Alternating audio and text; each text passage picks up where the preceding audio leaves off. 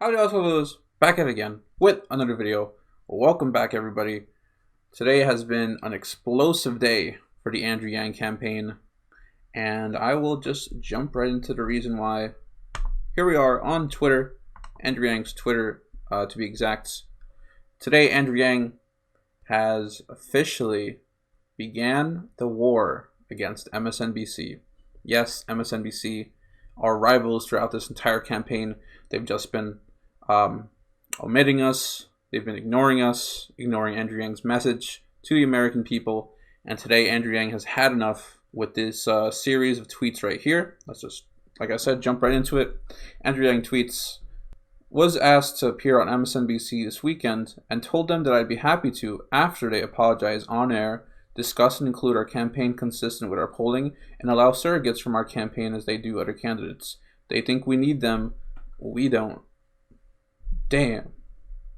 So this came out of nowhere, and yeah, Andrew Yang was going to appear on MSNBC, but of course he didn't feel it was right, especially with the shit they've been pulling this entire length of Andrew Yang's campaign, and the recent 5th Democratic debates where they didn't let Andrew Yang speak for over half an hour, over 1/4 of the entire debate.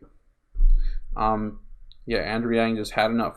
They've omitted me from their graphics 12 plus times, called me John Yang on air, which is true by the way, and given me a fraction of the speaking time over 2 debates despite my polling higher than other candidates on stage. At some point, you have to call it. And everything Yang is saying is 100% true. I believe it was some person on MSNBC literally called Andrew Yang John Yang when they showed a video of Yang crowd surfing, and then that became a whole meme within the Yang gang that Andrew Yang has some evil brother named John Yang or something. But yeah, like, how can you mess up a presidential candidate's first name, and not even the Yang part, but Andrew? And it's true that they've omitted Yang from several graphics. As you can see here, I'm going to pull up the vocal.media article by the Yang Gang's very own Scott Santons, and it's called A Visual History of the Hashtag Yang Media Blackout. I will be linking this in the description for anyone that wants to see all the times MSNBC, CNN, and I believe another news media or two have treated Yang terribly. There's so many examples here. Strongly recommend to check it out. It will be in the description. One of the strongest graphics to prove our case that this isn't a whole conspiracy theory is back during the September debates when they said 10 candidates were going to be there, and they show 9 candidates and don't include Andrew Yang. When they clearly say 10 candidates are going to be at the September debates, and they show 9. So that was one of the clearest examples of the hashtag Yang Media Blackout. But back to the tweet. Everything Yang's saying is completely fine. Like, Andrew Yang isn't whining like a baby. It's not like he's not getting his way. Like, he deserves for the polling he has. Like, polling and consistently polling in the top 6 candidates in a field of like 18. This is where Andrew Yang does not deserve to get less coverage than Amy Klobuchar or Cory Booker or even Michael Bloomberg. He's not even in the race yet, and he's already gotten way more media attention and I can ever recall Andrew Yang getting. The thread continues by Andrew Yang saying, "The whole time we have gotten stronger. This is actually bad for MSNBC. It will only get worse after I make the next debates and keep rising in the polls. The people are smarter than MSNBC would like to think." Damn, so Yang is continuing to call out MSNBC and dragging them through the mud throughout this Twitter thread. And yeah, I think this tweet is gonna age really well. And yeah, this is Yang standing up for himself and fighting for what's right. And when people are already saying he's whining, but and comparing this to Trump's whole tactic where he called the media fake news and it was Trump versus all of the media because all of the media were out to get him.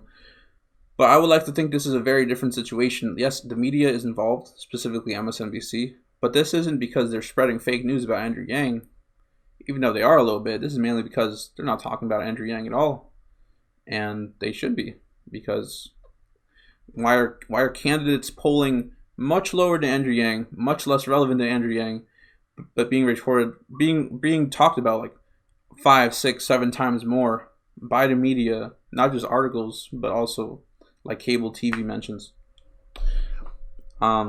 It's just ridiculous. And then Andrew Yang finishes a thread saying, if you'd like to fuel our message to make sure we reach people directly, donate here. We are raising $2 million by the end of November. Let's show that we can beat a wave we've been waiting for. So of course, you heard it right there. Andrew Yang and his campaign are trying to raise $2 million by the end of November. That is November 30th.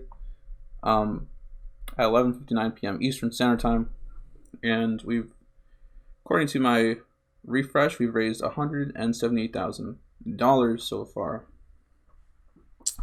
So I'm not sure how much we have to raise every day, but I think we're at a good pace. And I know the Yang Gang has never failed a goal so far, and especially, why would we fail a goal now? Especially with how close the Iowa caucus and the early state primaries are. I think we're just going to keep going. So, of course, this thread by Andrew Yang got a lot of attention, a lot of retweets, over 50,000 likes on the original tweet of this thread. And in the comments, we have, of course, Scott Santons, who's known Andrew Yang for years, backing up Yang with the article I talked about, which will be in the description. And yeah. So we are actually trending on Twitter right now as of 4:21 p.m. Eastern Standard Time. We actually just hit the top 5 with over 18,000 people tweeting with the hashtag boycott MSNBC. If you're watching this video and you haven't sent out a hashtag, what are you waiting for? Let's try to get up in the Twitter trending list. We are at a solid 5 right now. And yeah, I think it's about time the MSNBC takes we hold them accountable for what they've done. Like, I feel like all the months of just nastiness coming from them and shadiness and honestly election interference, like we have to call it at this point for what it is. They've been hiding Andrew Yang from the public again and again and again and again, and it's just ridiculous. But yeah, that is the MSNBC war so far. I fully expect things to heat up. And of course, Crystal Ball, who was in that MSNBC Fears Yang montage video thing,